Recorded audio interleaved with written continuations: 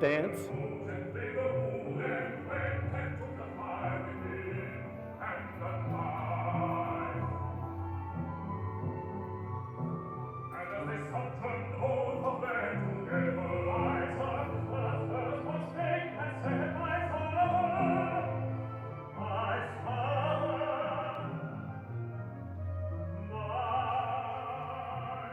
Very calm.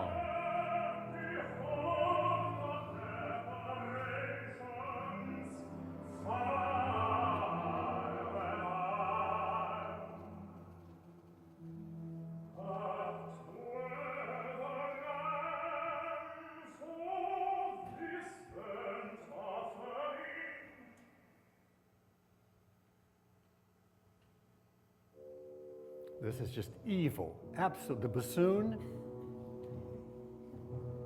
evil.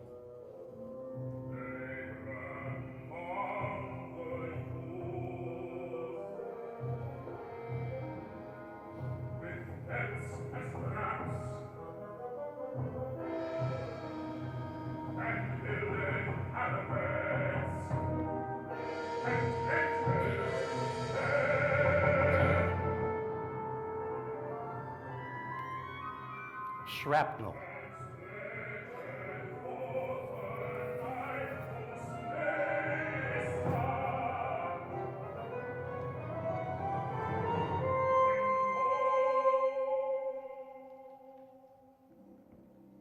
There's just this chord now.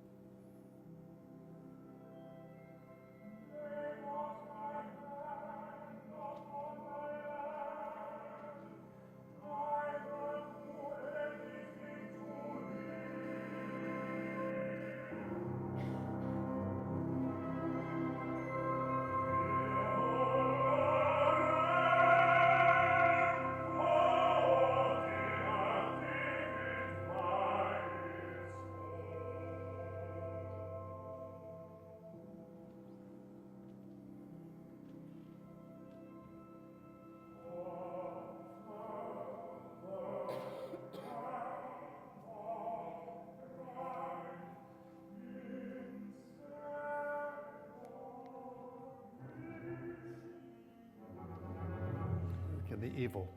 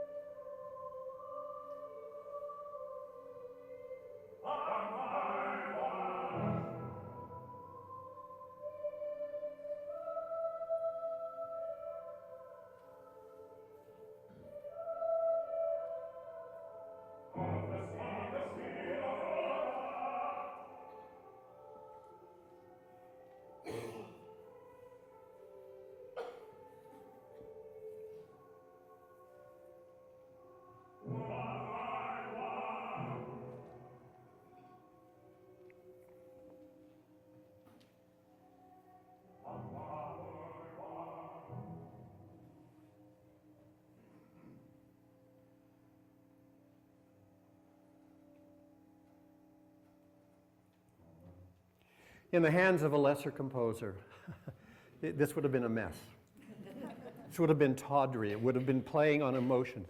But for him to have the brilliance, A, to find the poem, and B, to find the name Abraham, as it was something was promised to Abraham, and to bring them together in this powerful way, and then, but not just to present the poem and then present the Mass, but to allow the poem then, in these last few couplets, to infiltrate the Mass and re-inform us as to what it is to make an offering, half the seed of Europe, one by one. And finally, looking at this as opera, I mean, that was an operatic scene, was it not? You can see it. I don't know, has anyone ever staged this piece? Do you know, Ming? I don't know whether it's a perfect piece to be staged, although you have to be very careful with it. I don't know whether any of you have seen the beautiful staging with the Berlin Philharmonic of both the St. Matthew and the St. John Passions with Peter Sellers doing the staging. The choruses, are you ready for this? Are all memorized. And the singers are part of the action, everything. And so when you have an obligato flute doing an aria with the tenor, the flute comes over and stands with the tenor while he's singing. So you really begin to understand that this is a duet. And to stage something, although in a way you don't need to stage it, do you? It's already there. So we come now to the very end, and there are two prayers. There's a prayer, and then they're both prayers in their own way. We have first of all this, and it's so interesting, deliver me, Lord, from death eternal on that awful day when the heavens and earth are shaken. I'm seized with fear and trembling until it's so selfish. In a way, if you think about it. And compare this to the Brahms Requiem, which ends by, blessed are those of us who are left behind, and the fruits of our labors. We started with, in the Brahms, with blessed are the dead, selig sind die Toten, and now so here's Britten now having to end this and to finish with this text, but then he combines it with, into paradise may angels lead thee. So in other words, this is a message for everyone. So let's look at what Britten does in all of his wisdom. We start out that here's where the poem precedes where we're headed. And we have this poem, and what it is the two soldiers who have met on the battlefield the day before, and they're both dead. One has killed the other, and the other one is killed in some way. And in its original performance, it was a German soldier and an English soldier, okay, which gave an added poignancy to the story. And so we're immediately set into the battlefield when all the smoke is just rising above the surface, and it is littered in those trenches with bodies. And the one soldier says, I am the enemy you killed, my friend. I knew you in this dark, for so you frowned yesterday through me as you jabbed and killed. I parried, but my hands were loath and cold. So they confront one another as we come to the very end of the Requiem as dead soldiers. And then they turn to one another and they say, let us sleep now. And it becomes a moment for Britten to create a lullaby, in a sense, a beautiful lullaby. And it builds. And the lullaby then starts with this beautiful text of, into paradise may angels lead you. At your coming may the martyrs receive you and bring you into the holy city, Jerusalem. May the choir of angels, and it's first of all the boys, then you, and then the soprano rises above it all. And inside all of that texture, you keep hearing these two soldiers say, let us sleep now. It's the only peace that they are able to find. And then we come to the very, very end, and I have to play it to the end. I cannot stop this. I just cannot. Because I'll never forget being at the premiere with my friend. And we had standing room seats at the top of the Royal Albert Hall. There's no place to see. You either are on the floor or you're leaning over the balcony, looking over. And I was sitting there, and she said, stand up. So I stood up. And she said, as we were coming to the conclusion, she said, listen to this. And you know what that ending is. It is a sense of resolution. But before that resolution, we are still reminded of these two dead soldiers, of the evil that the tritone and those bells represents. So the poem, again, informs the Latin text. We walk between the old and the new.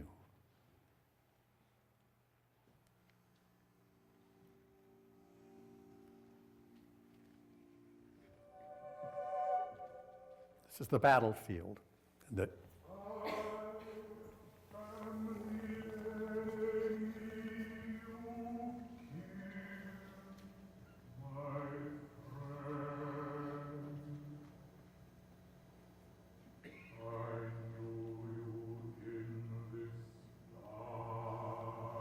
No accompaniment, except for these interjections.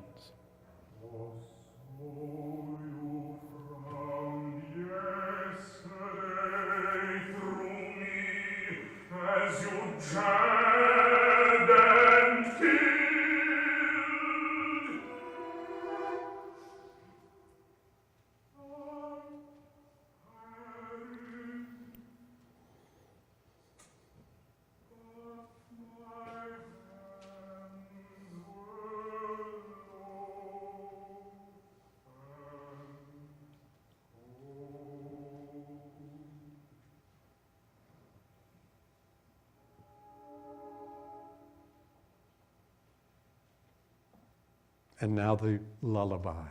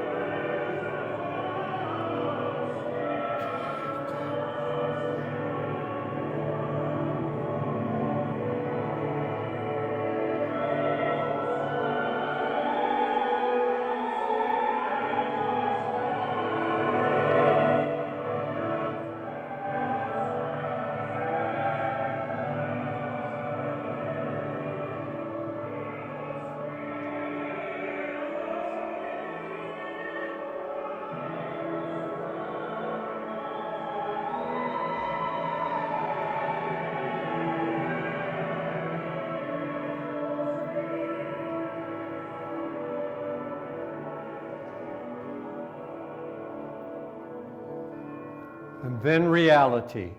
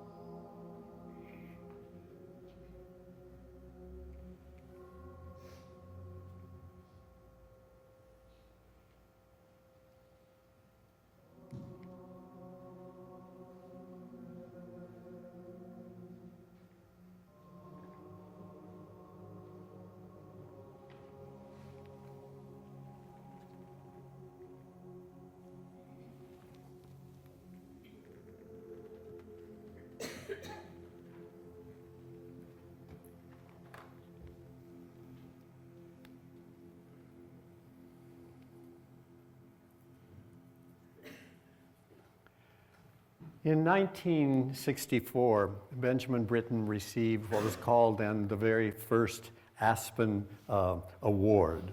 And as he received this award, he gave a speech. He rarely talked about what sort of his philosophy, but when he did, it was as elegant as his musical writing. He says, as he receives this, "I certainly write music for human beings, directly and deliberately.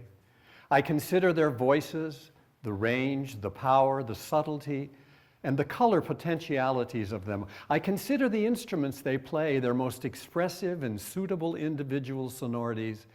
I also take note of the human circumstances of music, of its environment and conventions. The best music to listen to in a great Gothic church is the polyphony which was written for it and was calculated for its resonance. This was my approach in the War Requiem. I calculated it for a big, reverberant acoustic, and that is where it sounds best. I believe you see in occasional music, almost every piece I have ever written has been composed with a certain occasion in mind, and usually for definite performers, and certainly always human ones."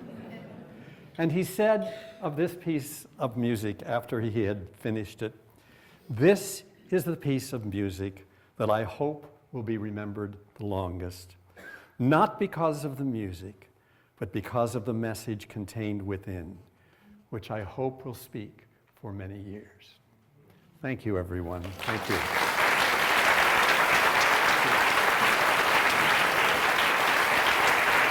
Thank you. Thank you.